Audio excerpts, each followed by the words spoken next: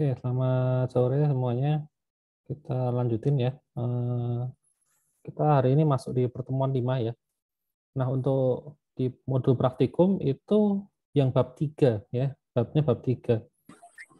Karena kemarin sempat ada materi yang dimajukan yang analisis algoritma itu akhirnya ada yang harus geser ya, termasuk yang ini. Jadi ini materi untuk minggu ini ya, pengantar kelas dan objek. Oke, jadi sebenarnya kelas dan objek itu nantinya akan dibahas lebih dalam di mata kuliah pemrograman berorientasi objek ya. Nah, untuk di struktur data ini kita hanya belajar istilahnya kulitnya aja ya, karena kita emang butuh pakai untuk bikin sesuatu gitu ya. Nanti ke depannya kan untuk yang minggu depan dan seterusnya kan kita akan banyak berkutat dengan ADT ya, abstract data type. Nah, itu butuh sedikit pengantar tentang kelas dan objek gitu. Oke. Nah, di kelas teori sudah dijelaskan ya bahwa yang namanya programming itu secara garis besar ya, itu ada dua jenis ya. Meskipun sebenarnya lebih ya. Jadi kalau kalau saya lihat sebenarnya lebih dari dua sih, tapi yang umum dibahas dan digunakan itu ada dua macam. Yang pertama yang ini namanya pemrograman terstruktur ya, atau bahasa lainnya mungkin prosedural ya. Jadi ini mungkin jenis pemrograman yang tidak ada aturannya ya, pokoknya asal tabrak aja. Jadi ketika kalian dikasih sebuah problem atau masalah yang langsung dikerjakan aja, langsung coding gitu, selesai gitu. Jadi nggak pakai mikir ya, maksudnya nggak pakai ngerancang dulu ya, pokoknya langsung coding gitu ya, selesai. Nah kalau yang ini ya, yang jenis yang kedua adalah pemrograman berorientasi objek ya atau OOP. Ini prosesnya itu ya, kalau saya bilang itu bisa jadi sama sama lamanya gitu loh. Artinya gini, sebelum kita bisa coding itu kita harus mikir ya. Nah, proses untuk mikirnya sendiri itu cukup lama ya di sini ya. Mungkin bisa makan separuh waktu sendiri ya untuk merancang habis itu coding ya gitu. Kalau memang skalanya besar ya, catatannya di situ. Tapi kalau skalanya kecil ya pasti lebih lama codingnya ya. Kalau yang ini ya pemrograman terstruktur ini mungkin mikir algoritmanya ya cuman mikir langkah-langkah aja habis itu langsung dikerjakan ya langsung coding gitu ya. Nggak mikir nggak perlu mikir rancangan yang kompleks itu enggak ya karena memang nggak ada rancangan apapun ya adanya cuma langkah-langkah aja ya langkah-langkah pengerjaan. Kalau yang ini benar-benar mikir komponen ya ada banyak hal yang harus dipikirin ya di yang nomor 2. Nah itu yang akan kita pelajari di sini. Kenapa kita harus belajar yang lebih rumit kalau ada yang lebih gampang? Nah, jadi kalau saya simpulkan ya secara keseluruhan ya, kelebihan dan kekurangannya masing-masing apa sih?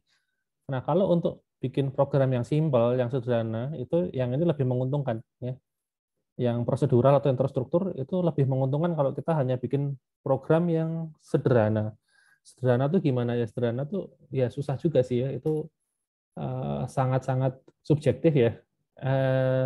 Atau gini gampangnya kita bikin sebuah aplikasi atau program yang tidak akan berubah. Ya, artinya sampai kapanpun programnya tetap kayak gitu aja. Contohnya apa? Kalkulator misalnya. Ya. Kalkulator ya mau sampai kapanpun ya bentuknya cuma kayak gitu kan. 1 tambah 1 sama dengan 2 itu nggak mungkin berubah ya. Ya kan? Rumus-rumus perhitungan juga kayak gitu aja ya. Kayak gitu. Nah, kalau kalian cuma bikin kayak kalkulator itu ya pakai ini sih cocok ya. Tapi kalau kalian bikin sesuatu yang mungkin berubah ya bisa ada update itu akan lebih cocok kalau pakai yang ini pemrograman berorientasi objek misalnya bikin aplikasi yang skala besar kayak misalnya aplikasi mobile ya Instagram gitu zaman dulu pertama kali launching Instagram ya fiturnya posting foto kasih caption udah ya paling di komen atau di like gitu ya lama-lama nambah fiturnya ya ada story misalnya terus sekarang bisa upload video ya reels gitu ya video yang agak panjang gitu misalnya macam-macam nah itu kan nambah-nambah terus nggak tahu besok tahun depan itu mungkin muncul fitur yang baru lagi kita juga nggak ngerti ya nah untuk yang seperti itu akan lebih cocok kalau pakai yang ini ya PBO ya karena setiap komponen itu akan dianggap sebagai objek ya akan dianggap sebagai objek jadi kalau ada tambahan fitur baru ya tinggal tambah objek baru aja gitu, tanpa perlu mengganggu objek yang lama kalau misalnya kayak Instagram diaplikasikan pakai ini ya jenis yang pertama itu ketika ada penambahan fitur itu yang lama itu akan bubrah ya hancur gitu ya jadi fitur-fitur yang lama itu pasti akan terpengaruh gitu karena semuanya kecampur jadi satu ya nggak dipisah-pisah Kalau yang di sini kan dipisah-pisah ya. Jadi setiap komponen itu akan dianggap sebagai sebuah objek ya, sebagai sebuah objek dan objeknya itu pasti banyak sekali gitu. Nah, objeknya berdiri sendiri-sendiri tapi bisa saling bersinergi satu sama lain. Ya, kurang lebih intinya begitu. Ya, jadi kesimpulannya kalau bikin program skala kecil pakai yang nomor satu, tapi kalau skala besar pakai nomor dua. Ya. Itulah kenapa kalau kalian masuk ke dunia kerja ya otomatis pakai nomor dua karena kalau di dunia kerja kan pasti bikinnya skalanya besar ya gitu. Oke, itu sedikit pengantar yang mungkin lebih detailnya sudah dibahas di kelas teori ya. Kemudian untuk yang ini bagian yang pertama kita akan masuk ke ini masalah kelas ya. Jadi ada dua hal yang akan kita bahas yaitu kelas dan objek ya. Yang sebetulnya itu merupakan satu kesatuan ya. Kelas dan objek itu satu kesatuan sih aslinya ya. Oke, nah jadi kelas itu apa? Sebenarnya kalau saya bilang kelas itu kayak template ya. Template gitu. Ya. Jadi kayak template atau blueprint ya. Rancangan itu ya. Kalau dianalogikan gini, yang namanya kelas itu kalau misalnya kalian pergi ke mana ke bank gitu ya, pergi ke bank itu mau buka rekening kan kalian lihat ada formulir ya kan, formulirnya kan ada setumpuk ya, ada banyak banget. Semua formulir itu pasti bentuknya sama ya, isiannya sama ya, kolom-kolomnya sama semua dan semuanya kosong. Ya. Jadi kalian mau ambil formulir yang di tempat posisi manapun sama aja ya, mau di formulir yang paling atas kalian ambil atau formulir yang di tengah atau yang paling bawah ya itu semua sama aja ya, nggak ada bedanya. Nah itulah yang disebut sebagai kelas ya. Kelas itu kayak template ya, ibaratnya kayak formulir itu loh. Jadi semuanya itu sama ya. Jadi mau ambil formulir yang manapun nggak masalah. Nah itu kelas ya. Kemudian objek sendiri apa? Objek itu adalah formulir yang udah diisi ya. Jadi kalau misalnya kalian ambil satu formulir, kalian sudah isi biodata kalian gitu ya, udah lengkap gitu. Nah ini baru misalnya formulirnya yang sudah diisi itu ditumpuk ya, ditumpuk di apa namanya di resepsionis gitu ya, ditumpuk ada misalnya 10 formulir. Nah ketika petugasnya itu ngambil formulir yang paling atas dengan yang paling bawah itu pasti berbeda ya. Dengan formulir yang di tengah juga berbeda ya.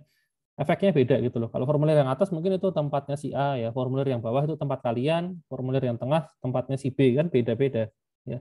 Jadi ketika diambil beda posisi ya ya lain akibatnya. Nah, kalau sudah seperti itu sudah bukan template lagi ya, itu namanya objek ya. Objek itu adalah ya tadi template yang sudah dibikin produknya, sudah diisi yaitu namanya objek ya. Tapi kalau belum diisi itu namanya kelas ya. Jadi kelas itu hanya berupa rancangan ya atau template. Kemudian setelah kita bikin isinya itu disebut sebagai objek ya. Kurang lebih intinya kayak gitu aja ya. Seperti itu. Nah, contohnya di sini ya. Ini ada kelas mahasiswa ya. Kelas mahasiswa itu punya 3 atribut ya, NIM, nama, IPK ya. Kalau mau ditambah lagi boleh ya, mau tambah tanggal lahir atau tambah alamat, nomor HP dan seterusnya bisa ya. Nah, ini template ya. Ini template.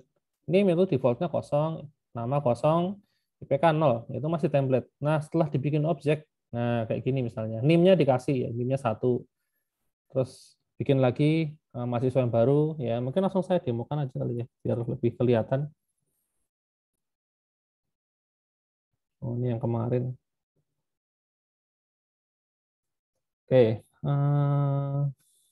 kelas objek. Jadi misalnya saya bikin kelas mahasiswa ya. Di sini ada apa atributnya name ya, defaultnya kosong, lalu nama kosong juga, lalu IPK ya kosong. Oke, ini kelas ya, udah jelas ini template nggak ada isinya kok. Kalau ada isinya pun ya isinya cuma isi default, artinya mau saya bikin berapa kali pun ya isinya semuanya kayak gini ya, strip gitu ya. Seperti itu. Nah, ketika misalnya saya bikin ya sebuah variabel yang dia merupakan implementasi dari sebuah kelas. Nah, ini sudah jadi objek ya. M1 ini objek ya. M2 ini juga objek. Jadi di sini saya punya 2 objek ya. Nah, masing-masing objek ini itu bisa kita kasih sebuah nilai ya berdasarkan ininya atributnya. Jadi kalau misalnya punya NIM nama IPK ya kita bisa isi ya NIM-nya itu berapa ya.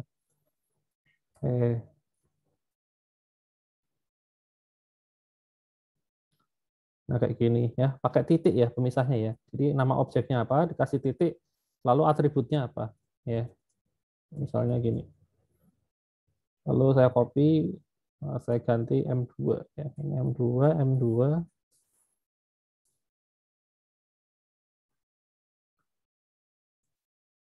Nah, ini. Jadi ini objek ya. Ini ada dua objek ya. Ini objek M1, ini objek M2 ya. Gitu ceritanya. Ini kelasnya. Ya, ini kelas, ada satu kelas dan ada dua objek ya. Paham ya bedanya kelas sama objek ya? Sebenarnya cuma sesimpel itu aja ya. Jadi kalau kelas itu ya template-nya.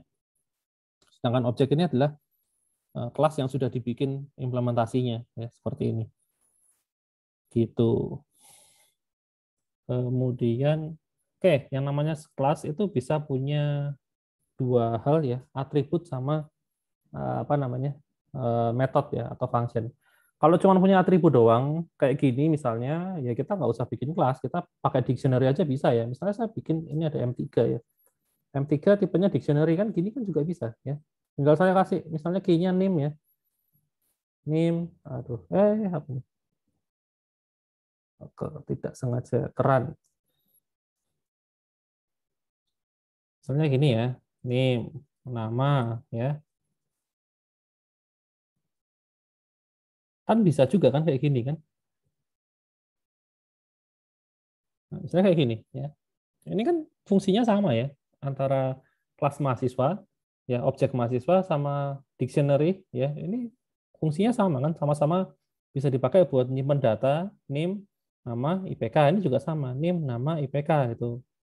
Lah kalau cuman fungsinya untuk kayak gini aja ya udah pakai dictionary aja cukup ya. Nggak usah pakai kelas ya, ngapain bikin kelas repot-repot itu ya. Langsung aja pakai kayak gini ya. Simple.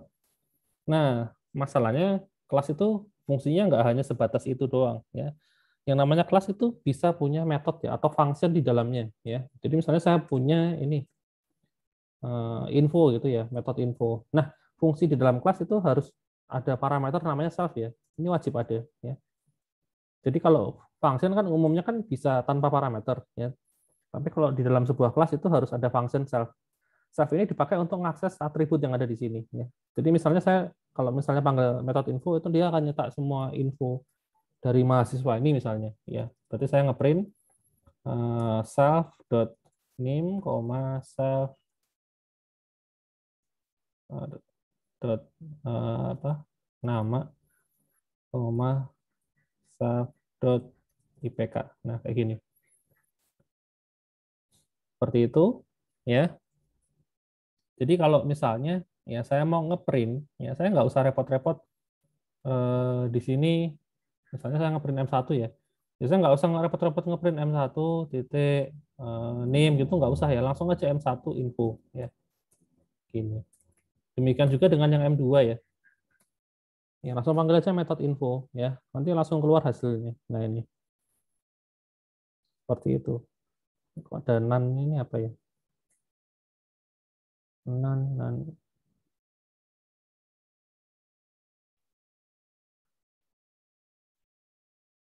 print print kok ada nan ya?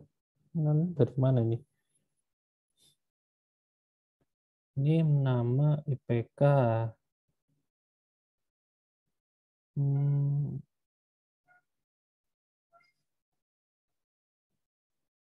iya kok misteri ya?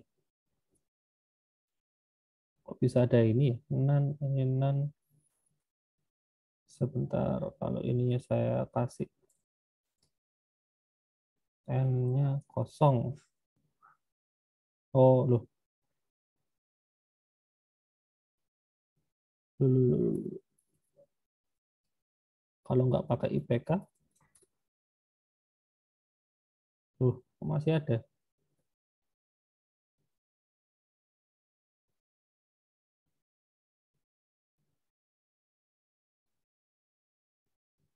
Nim nama ya sudahlah abaikan saja ya.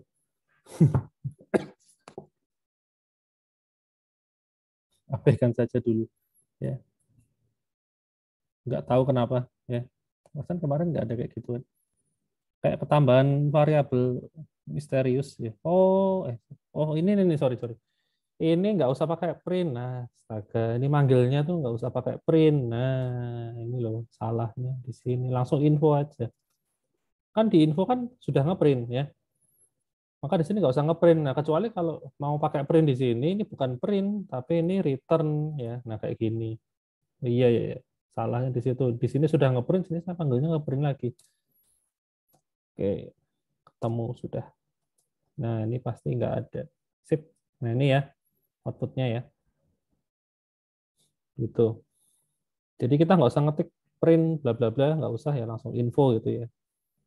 Gitu. Jadi kita bisa ini punya metode dalam sebuah kelas ya. Itu keuntungannya. Oke. Jadi selain atribut, kelas bisa punya metode juga. Kemudian, nah berikutnya adalah ini. Kalau kalian lihat ya di contoh yang di modul itu, ketika kita punya 4 atribut, maka kita harus bikin ada 8 metode ya. Normalnya begitu ya. 8 metode itu buat apa? Ya buat ini, buat ngubah data sama ngambil data masing-masing atribut ya. Jadi karena setiap atribut itu akan dibikinkan 2 metode ya, set sama get ya. Misalnya ini ada nomor kartu, berarti ada set nomor kartu sama get nomor kartu harusnya ya. Ini get nomor kartu sama set nomor kartu. Terus misalnya ada nama pengguna ya, itu nanti ada set nama pengguna sama get nama pengguna ya. Yang ini juga harusnya sama ya, limit itu harusnya ada set limit sama get limit ya, dan seterusnya. Gitu. Jadi kalau ini ada 4 di sini ya, normalnya ya berarti ada 8 metode yang ada di sini. Gitu. Nah, harusnya tuh kita nggak boleh ganti dengan cara seperti ini langsung ya. Harusnya nggak boleh. Ya, jadi kalau misalnya ini kita punya ada 3 seperti ini ya, kita harus bikin satu-satu ya. Set name, ya, self, name, formatnya seperti ini ya. Terus isinya self dot name sama dengan name. Ya, ini untuk ubah name-nya. Jadi nanti waktu ubah name nggak kayak gini ya. Tapi panggil ini set name ya. Lalu tadi sesuai name-nya tadi kayak gini. Harusnya kayak gini, pakai cara yang ini ya. Lalu untuk ngambil ya get name itu isinya ya hanya return aja. Return self dot name. Nanti berarti di sini ya itu nggak bisa kayak gini, tapi kita panggil metode sorry, pakai self ya. Self dot get name. Nah, kayak gini mestinya. Itu demikian juga dengan nama ya. Ini merepotkan sekali ya, harus bikin satu-satu.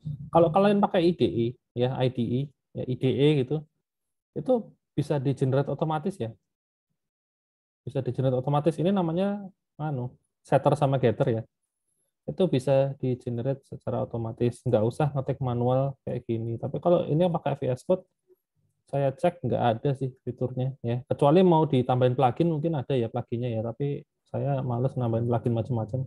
Oh, jarang saya pakai juga ya. Saya pakai VS Code cuma buat ngajar aja ya.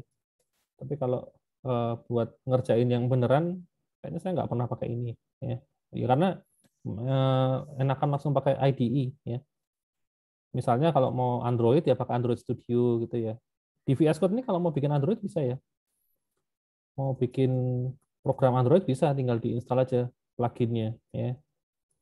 Cuman ya banyak keterbatasan. Jadi saya lebih senang pakai IDE-nya langsung ya.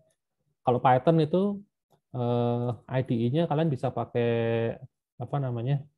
PyCharm ya, PyCharm itu. Itu IDE-nya Python ya. Kalau mau pakai itu bisa. Oke, nah akhirnya selesai juga ya. Ini setter sama getter ya, set name, set nama, set IPK, get IPK ya.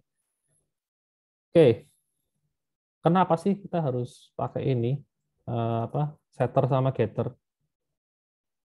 get IPK. Kenapa harus pakai setter ya sama getter? Kenapa kok nggak langsung tembak aja gini? Ya. Karena ini, kalau kalian kemarin perhatikan ya di kelas teori harusnya ada sudah dikenalkan 4 prinsip OOP ya.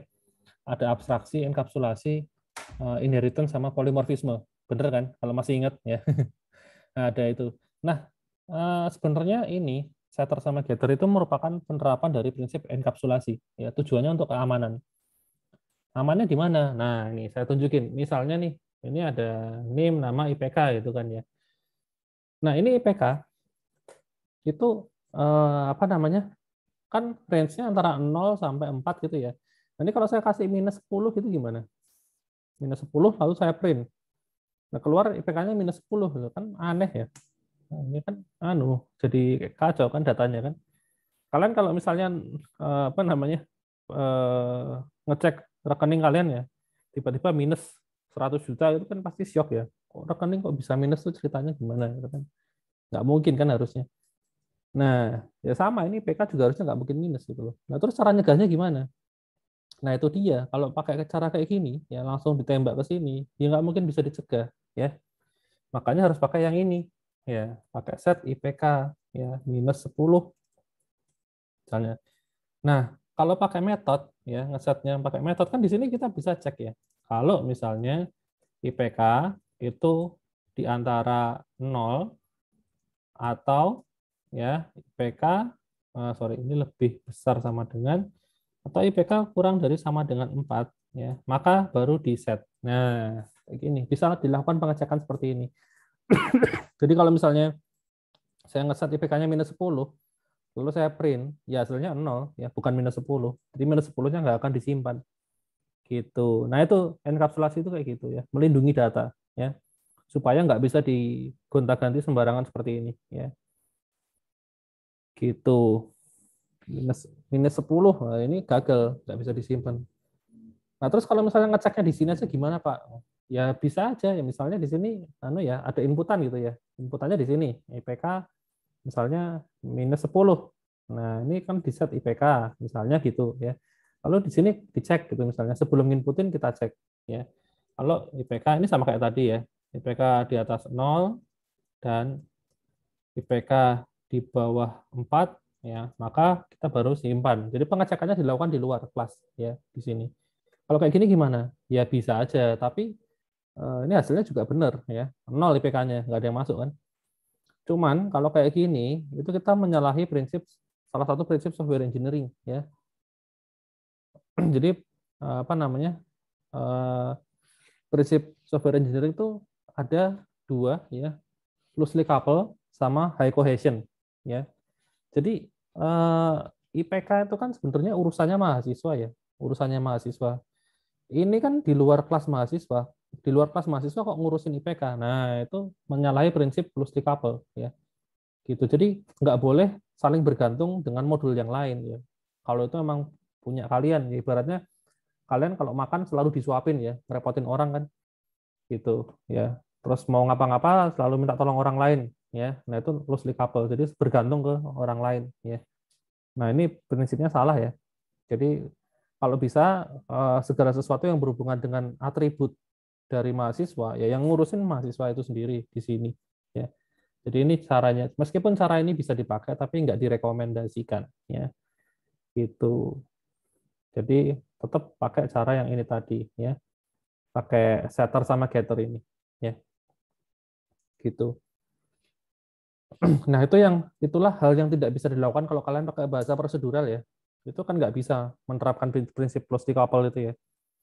Karena kan semuanya nyampur ya, pengecekan ya semua di sini ya. Meskipun itu atribut ya ada yang punya mahasiswa, ada yang punya si A, si B dan seterusnya ya. Gitu. Nah, itu. Jadi paham ya, kenapa kok kita harus repot-repot nyiapin ini set name, set nama, get nama ya supaya aman ya. Menerapkan prinsip enkapsulasi ya. Gitu. Oke, berikutnya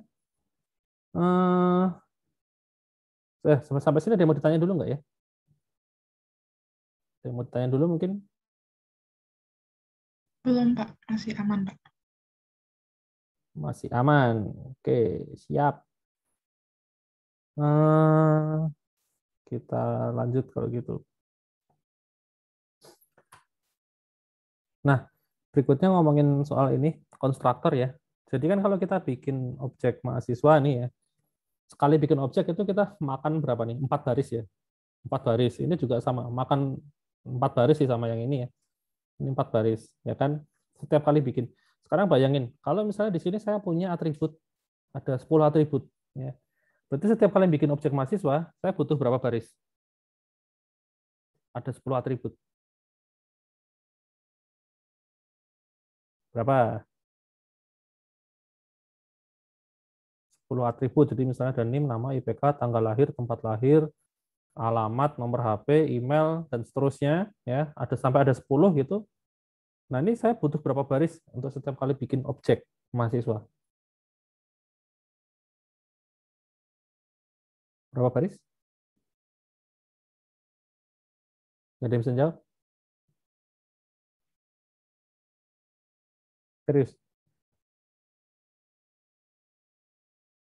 Oke, saya jawab sendiri. 4 bukan, Pak? Bukan.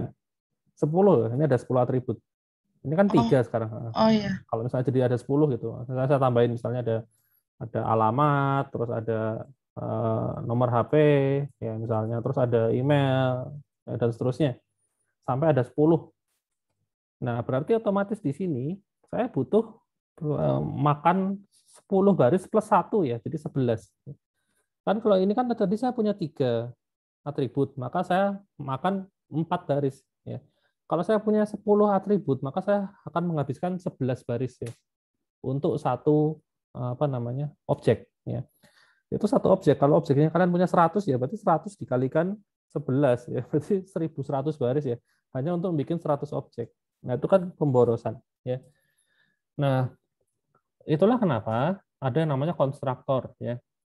Konstruktor itu jadi ketika si objek ini dibuat ya, objek ini dibuat kita langsung ngeset atributnya di sini ya. Nggak perlu satu-satu seperti ini ya, NIM-nya kita pasang, namanya kita pasang, IPK-nya kita pasang dan seterusnya ya.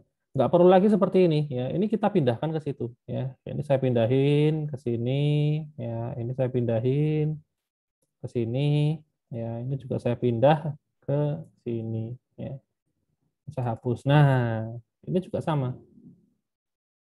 Ini saya pindah, ini saya pindah, ini juga saya pindah.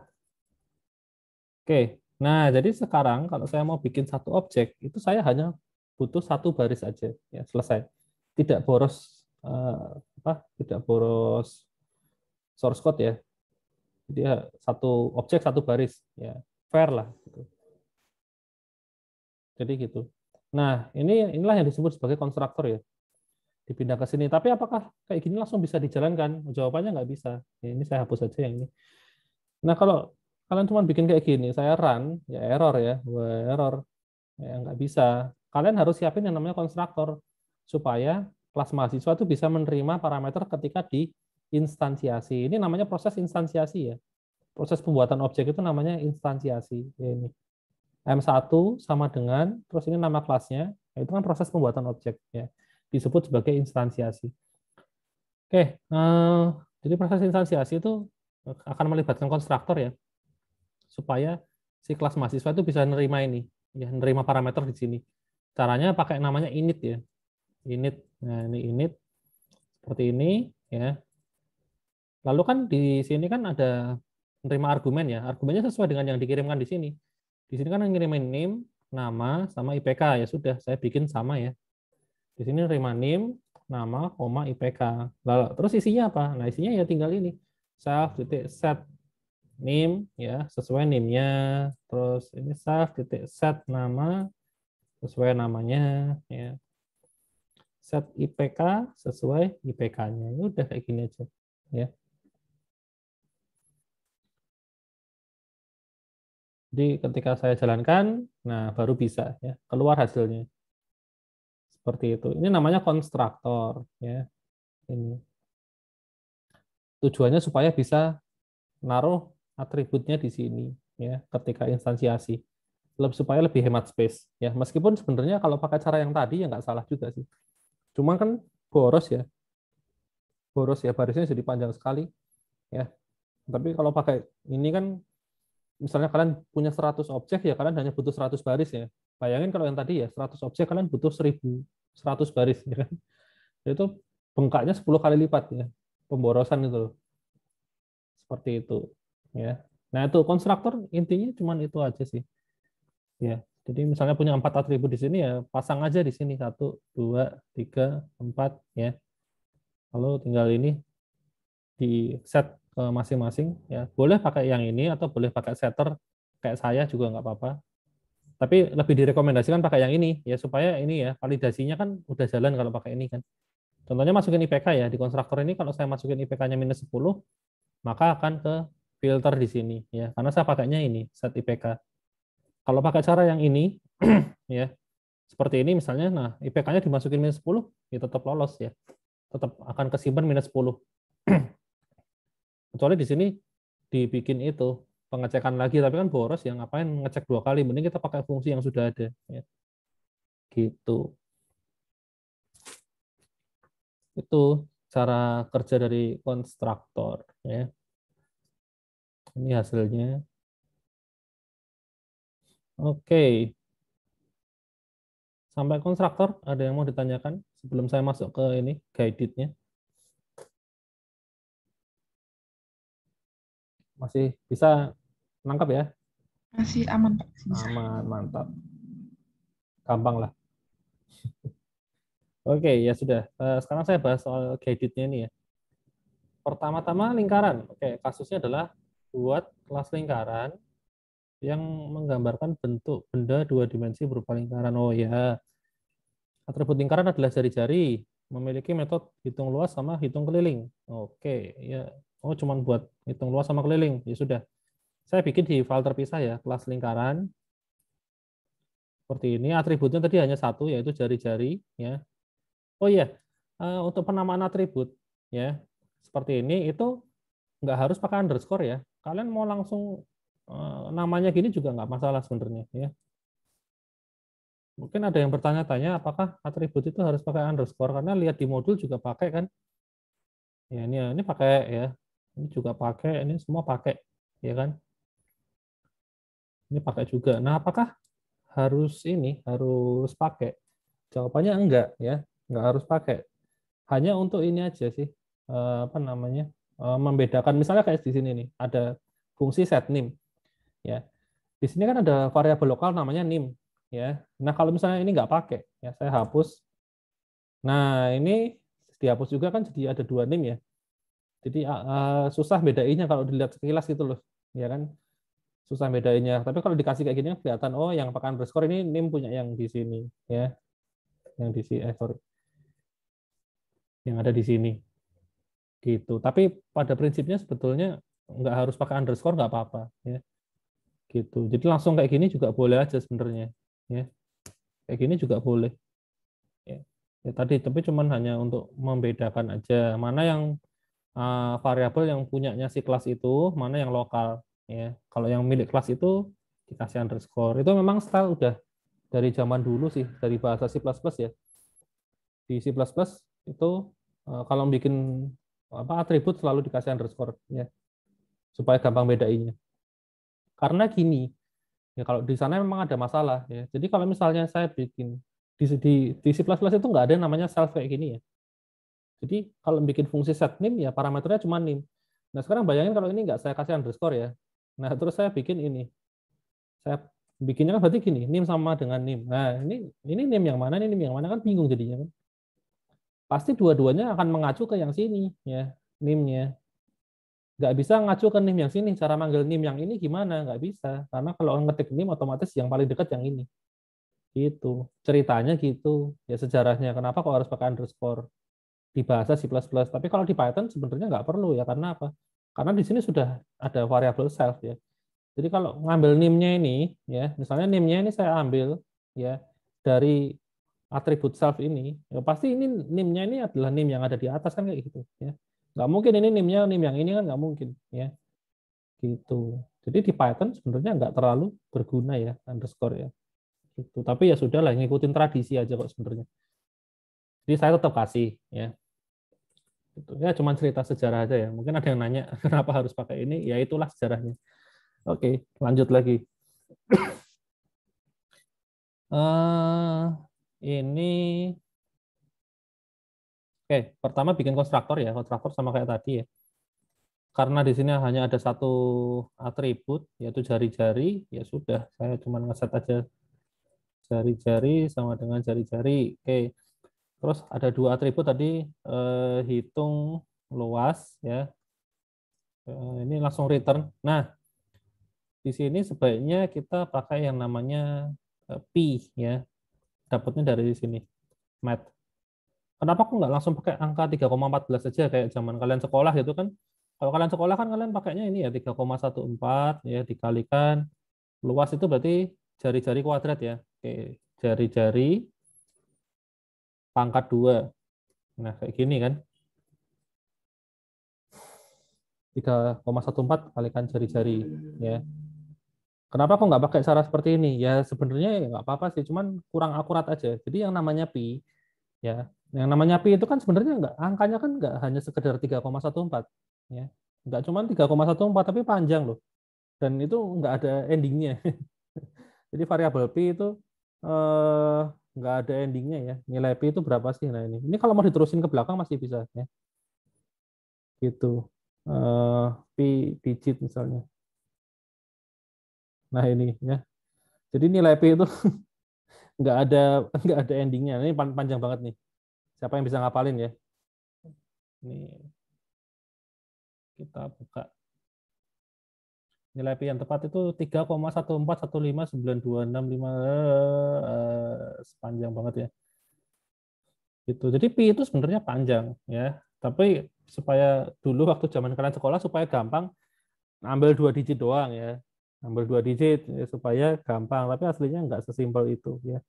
Jadi kalau mau lebih akurat bisa pakai yang ini ya. Math.pi. Nah ini nilai pi-nya ini nilai pi yang utuh ya, yang panjang gitu. Jadi nggak mungkin salah. Oke, kemudian ini self dot jari-jari. Salah lagi.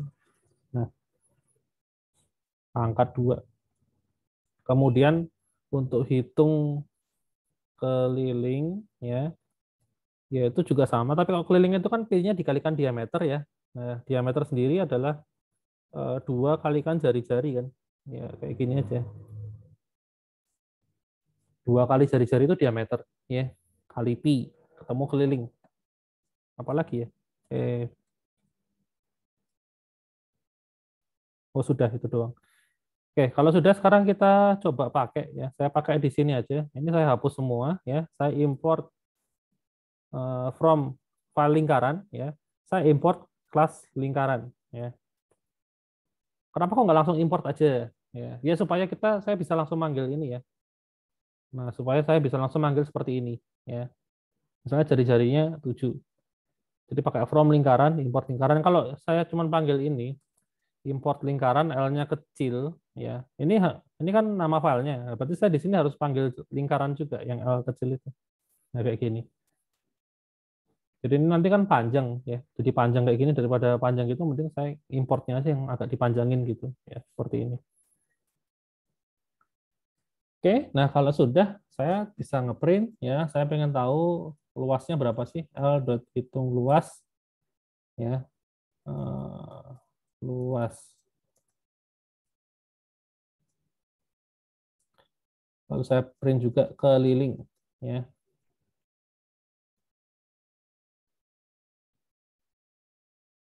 Supaya rapi, saya kasih tab ya. Saya kasih tab \t ya. Supaya rapi aja. Ya. Estetik. Ya. Saya jalankan. Nah, itu ternyata nggak rapi juga ya. Ini tabnya segini. Yang ini ternyata tabnya segini. Ya udah berarti ini saya kasih double tab ya. Nah, biar lurus gini loh maksudnya, atas bawah ini sejajar kan.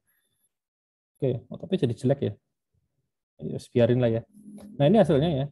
Ketika kalian hitung ya, lingkarannya jari-jarinya adalah 7, maka luasnya 153,938 dan seterusnya ya. Sedangkan kelilingnya itu 43,9. Kalau kalian pakainya apa namanya? Nggak pakai pi ya, nggak pakai pi seperti ini, tapi pakainya misalnya 22/7. Kalau zaman dulu pas zaman sekolah itu kan kalau jari-jarinya 7 itu pasti dapatnya adalah 154 ya, bulat ya, 154 gitu ya. Sedangkan yang ini 44 gitu kan. Nah, sebenarnya itu salah ya. Sebenarnya itu salah. Sebenarnya nggak nyampe 154 tapi kurang dikit gitu ya. Ini juga kurang sedikit ya. Cuman karena ya pas zaman sekolah namanya cuman baru belajar basicnya, ya udah ya pokoknya tahu aja lah ya gampangnya gimana gitu. Tapi mungkin waktu kuliah kalau ada yang ngambil jurusan matematika, nah baru belajar yang sebenarnya ya. Oke, itu yang lingkaran ya. Loh, sudah ya, cuma gitu doang. Oke, ada yang mau ditanyain nggak? Sebelum saya masuk ke yang bagian kedua, titik. Titik. Aman ya? Oke, saya lanjut aja. Oke, yang berikutnya adalah titik. Nah, ini agak lain ya. Ini titik di sini maksudnya titik koordinat ya. Jadi kalau saya misalnya Cartesian diagram online, ada nggak ya? Oh, ini kayaknya. Oh iya. Oke, titik itu ya maksudnya titik seperti ini loh. Kayak gini nih. Ya. Jadi kalau misalnya saya punya apa namanya koordinat ya, x-nya itu 1, y-nya itu 5. Nah, ini nah nongol di sini ya. Ini titik 1,5. Kalau titiknya 3,1, nah berarti ini ya, x-nya 3, y-nya 1, ada titik di sini. Nah, titik yang ada di sini di modul itu maksudnya titik seperti itu ya. Titik berdasarkan koordinat x sama y ya, nongol di diagram seperti ini. Gitu ceritanya ya. Paham ya sampai sini ya? Dipahami dulu. Kemudian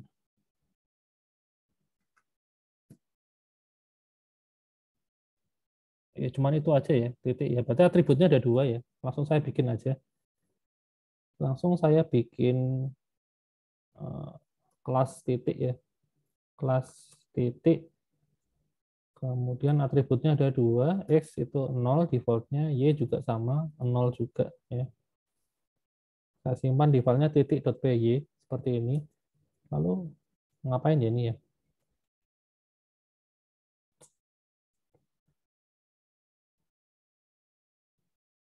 Menghitung jarak dengan menggunakan rumus Euclidean. Wah, udah mainan rumus aneh-aneh. Nah, ya sebenarnya itu rumus biasa kok. Jadi gini, misalnya saya punya 2 titik ya, contohnya di sini. Ini ada titik pertama, ini titik kedua.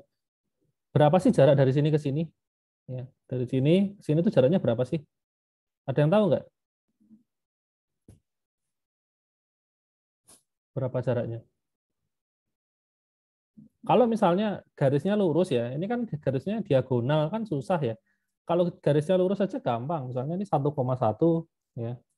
Nah, ini lurus gampang. Jaraknya kan tinggal hitung aja ada 1, 2, 3, 4. Ya, jaraknya 4. Selesai masalah ya. Tapi kalau kayak tadi ya, kayak gini, sorry, 3 ya tadi ya. 3,1 kan ini garisnya kan nggak lurus ya, tapi ya diagonal itu loh. Jadi ya agak susah. Ini jaraknya sekitar 4, sekian ya. Kalau lurus ke sini aja 4, pasti ini 4, ya. 4, sekian gitu. Tapi nggak nyampe 5 sih harusnya ya. Nggak nyampe 5, 4, sekian lah gitu. Nah, supaya kita tahu berapa sih jarak pasnya, itu kita bisa pakai rumus ini ya, rumus Euclidean distance itu untuk menghitung jarak dari titik pertama ke titik kedua. Itu 4, berapa gitu untuk kasus ini ya. Rumusnya adalah ini ya. X1 min X2 dikuadratin tambah X1 min X2 kuadratin di akar, kurang lebih kayak gitu ya. Oke, pertama-tama kita bikin dulu konstruktornya. Ini penting ya. Konstruktor menerima X sama Y ya, lalu self dot X isinya X, self dot Y isinya Y, terus apa namanya setter sama setternya nggak perlu ya karena ngesetnya cuma sekali ya. Saya bikin getter aja ya, get X ya,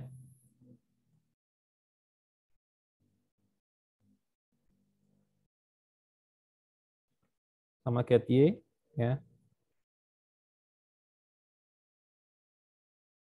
Lalu berikutnya jarak ya, hitung jarak antara dirinya sendiri dengan titik yang lain ya. Saya punya titik lain misalnya, kayak gitu. Maka pakai rumus yang tadi ya.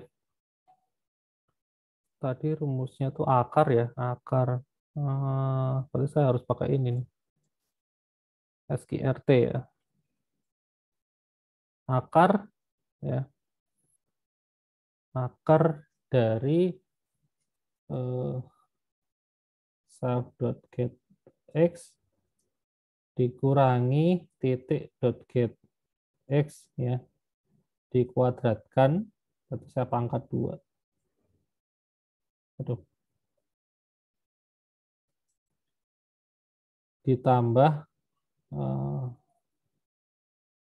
self.get y dikurangi titik dot get y dikuadratkan lagi, terus di akar ya. Kayaknya betul sih. Oke, nah sekarang misalnya kita coba ya. Saya pakai di sini aja, from titik import titik. Misalnya T1 itu kayak ini ya, 1,5 ya. Titik 1,5. Lalu T2 itu 3,1 ya. Berapakah jaraknya? Oke, saya print T1 titik hitung jarak terhadap T2. Nah, kayak gini cara makainya ya. Gitu. Ini loh fungsi yang ini hitung jarak. Ini kan hitung jarak terhadap titik ya. Terus lalu saya masukkan rumus yang tadi ke sini ya. Nah, maka akan ketemu harusnya nilainya, prediksi saya tadi 4, sekian lah ya. Mungkin 4,2 atau 4,3 kita jalankan. Oh ya nih, keluar ya. 4,47. Tahunnya bener apa enggak gimana ya? Kita coba misalnya kita geser titiknya ini jadi 1,1. Nah, ini kalau 1,1 kan lurus nih. Nah, harusnya hasilnya pas ya, 4 ya. Kita buktikan aja. Ini kalau saya ganti 1,1, nah hasilnya 4 ya. Betul berarti ya. Dijamin betul ya. Gitu. Kalau saya balikin ini misalnya kalau diagonal lurus ke sini set set set set 5,1 misalnya. Nah, ini 5,1 berarti ini harusnya ya 4,1 2 3 4 4,5 4,6 kali ya. Kita coba aja 5,1 seret. Oh, malah lebih ya, 5,6 ya. Kata 5 jaraknya malah sudah lebih. Oke, gitu. Ya itu hitung jarak ya. Hitung jarak antara dua titik ya. Yang ini rumusnya ini. Nama rumusnya Euclidean distance. Kemudian habis ya. Sudah habis. Ini berikutnya unguided. Oh, ada lagi ini apa? Cermin, cermin X. Cermin itu hanya tinggal dikalikan minus aja ya. Kalau dicerminkan terhadap sumbu X, ya X-nya sorry. Cermin terhadap sumbu X itu, misalnya saya punya titik di sini, ya kan? Sorry, yang ini aja, biar gampang. Yang ini titik di sini. Lalu ini ada sumbu X kan yang ini. Kalau dicerminkan berarti kan dia di sini jatuhnya ya. Berarti apa namanya? 5, minus 1 ya. 5, nah harus berarti nongol di sini ya. Jadi kalau ini dicerminkan terhadap sumbu X, berarti Y-nya diminuskan ya. Y-nya dikalikan minus ya. Makanya ini di sini cermin X itu yang dikalikan minus adalah Y-nya. Kalau cermin Y itu yang dikalikan minus adalah X-nya. Gitu doang. Nggak usah saya praktekin lah ya, cuma dikalikan minus doang. Pencerminan ya. Gitu. Ada yang mau ditanyain sampai di sini? Tentang materinya, kelas dan objek, atau mungkin masih bingung di bagian tertentu gitu.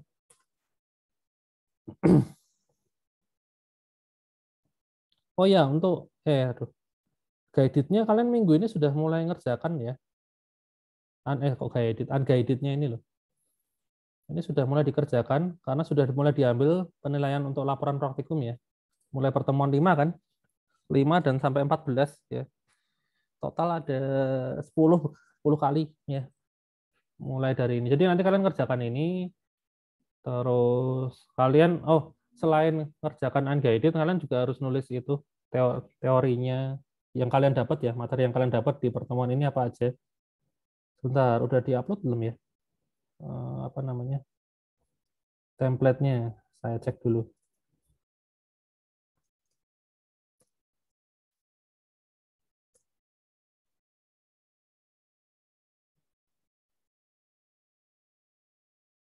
Loh, kok gagal?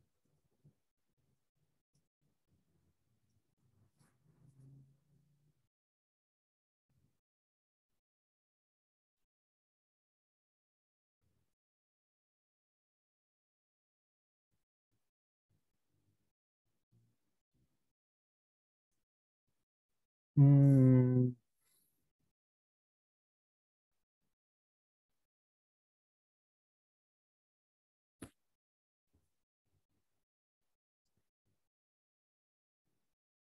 rekaman.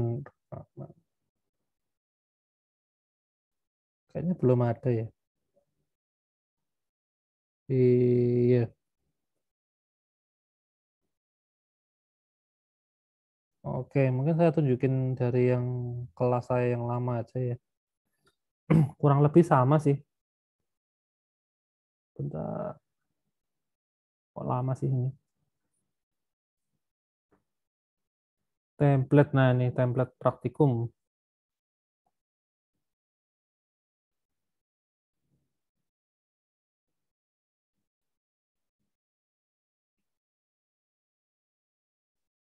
Astaga, lambat sekali. Kayaknya servernya LMS-nya ini lagi penuh kali ya.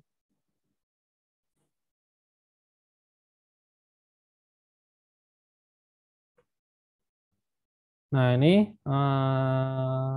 untuk template-nya ada beberapa bagian ya, kurang lebih. Bagian yang pertama ini kalian disuruh menuliskan ya pakai kalimat kalian sendiri ya. Jadi apa yang kalian dapat di pertemuan minggu ini ya. Jadi ini pertemuannya kan tentang kelas dan objek. Nah, kalian dapat apa aja sih? Nah, silakan ditulis ya. Pakai kalimat sendiri ya. Jangan kopas dari internet atau dari modul ya, atau dari manapun. Ya, karena kelihatan ya. Pertama kelihatan bahasanya tuh bahasa modul, bahasa internet ya. Dengan bahasa kalian tuh pasti kelihatan lah. Kelihatan. Jadi kalau ditemukan ada tanda-tanda kecurangan langsung nol ya. Lebih baik gini, sebenarnya kan anu ya, nggak usah harus lengkap amat kok. Ini murni cuman kayak buat review aja gitu loh. Kalian dapat apa aja sih sebenarnya dari pertemuan ini gitu loh. Kayak kalian nulis diary gitu loh atau jurnal ya, jurnal harian ya. Kalian dapat materi apa aja ya yang kalian berhasil tangkap. Ini nggak ada benar salah. Jadi kalian nggak usah takut salah ya. Nanti saya kurang nulisnya di modul ada ini, tapi saya lupa itu. Nggak usah khawatir ya. Nggak usah khawatir, ini memang murni hanya untuk mereview aja ya, kalian dapat apa aja, jadi nggak ada unsur benar salah ya. Itu yang bagian satu. Jadi karena nggak ada benar salah, ngapain kalian harus kopas ya, malah nanti kalian dikasih nol kalau kopas ya. Gitu. Itu yang pertama, termasuk kopas temen ya. Ada 2 orang yang kembar yang nol semua jadinya, kasihan yang dicontek ya. Oke, itu yang pertama. Nah yang kedua, kalian disuruh menjawab yang soal unguided ya, yang ini tadi ya. Nah ini soal unguided yang di sini kalian suruh jawab gitu, kasih source code-nya, kemudian capture hasilnya ketika di run ya. Yang ketiga, jelaskan langkah-langkahnya ya. Gitu. Jadi ada tiga bagian di bab 2 ini ya. Nah, ini juga jangan kopas ya. Kalau source code aja sih, source code kembar itu nggak masalah ya. Misalnya source code kalian sama dengan orang lain, kadang-kadang kalau program terlalu simpel ya source code-nya mungkin mirip-mirip ya. Jadi nggak masalah. Tapi untuk bagian penjelasannya, bagian penjelasan tuh harusnya nggak mungkin sama ya. Makanya kalau penjelasannya ada yang sama ya berarti ini contek-contekan ya, udah pasti langsung nol gitu. Itu yang bagian kedua ya. Bagian yang ketiga, kalian disuruh membuat soal sendiri berdasarkan materi hari ya, minggu ini ya. Jadi kalau materinya ini tentang kelas dan objek ya kalian buatlah 3 contoh soal tentang kelas dan objek, kemudian kasih juga apa namanya jawabannya ya serta penjelasannya. 3 soal itu ada grade-nya ya. Jadi soal yang mudah, sedang, dan sulit. Jadi gini, tujuannya untuk apa sih? Kalau kalian bisa sampai bikin soal, otomatis kalian pasti sudah paham. Nah itu loh. Jadi untuk memastikan kalian paham atau enggak, akan kelihatan dari soal yang kalian bikin. Ya, gitu. Itu tujuannya itu. Ya. Lalu yang keempat cuma daftar pustaka. Ya, jadi kalau kalian misalnya ada ngambil referensi dari satu sumber, tolong dicantumkan. Ya, termasuk ketika misalnya kalian pakai source ke teman kalian, ya cantumkan itu. Nggak apa-apa. Yang penting penjelasannya bikin sendiri. Ya, seperti itu. Ya, tulis di sini, nggak masalah. Ya, yang penting penjelasannya bikin sendiri. Kalau source code mirip itu soalnya memang bisa terjadi gitu loh. Tapi kalau penjelasan mirip itu nggak mungkin, ya, nggak mungkin ada 2 orang bisa bikin kata-katanya sama persis itu kan nggak mungkin, ya. Itu, oke, ya kurang lebih ini ya untuk template-nya ya. Nanti biar diupload Pak Iwan karena untuk yang ini struktur yang semester ini itu apa namanya yang ngelola apa namanya modelnya itu Pak Iwan ya supaya seragam ya supaya nggak ada yang beda-beda gitu jadi saya ngikut aja. Nah itu nanti tunggu aja tapi kurang lebih intinya itu jadi bisa kalian persiapkan dulu mungkin apa namanya isinya kontennya nanti kalau udah ada template-nya tinggal dipindah aja begitu ceritanya. Ada yang mau ditanyain mungkin.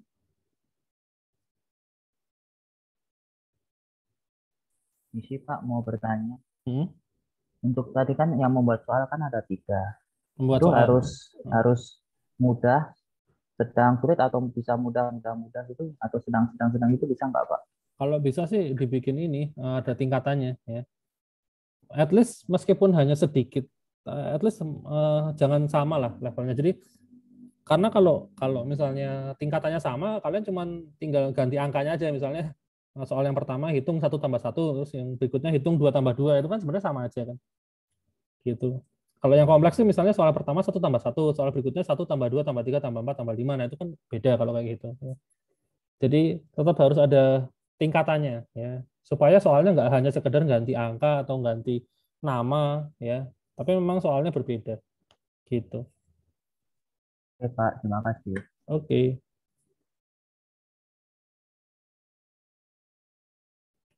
Jadi sebenarnya untuk laporan kalau saya bilang itu nggak sulit ya nggak sulit hanya saja memang apa namanya kontennya banyak ya jadi harus dicicil pertama itu ya yang kedua kalian memang benar-benar harus paham ya itu jadi makanya kalau di kelas mungkin apa namanya jangan ditinggal-tinggal ya diperhatikan kalau misalnya merasa ketinggalan bisa lihat rekamannya lagi gitu mungkin atau bertanya di grup juga boleh ya itu grup kan disediakan kalau misalnya bingung silahkan tanya ya terus setiap Jumat kan juga ada mentoring nah itu juga jangan sering-sering bolos ya tolong ikut ya gitu pasti dijamin bisa ya. Ada lagi yang mau ditanyakan mungkin sebelum saya akhiri kelasnya.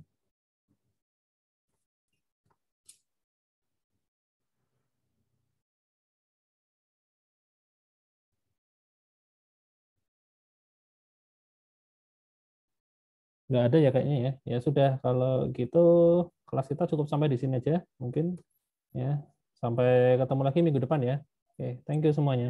Terima kasih Pak Di. Terima Kasih kasih, Pak. Pak.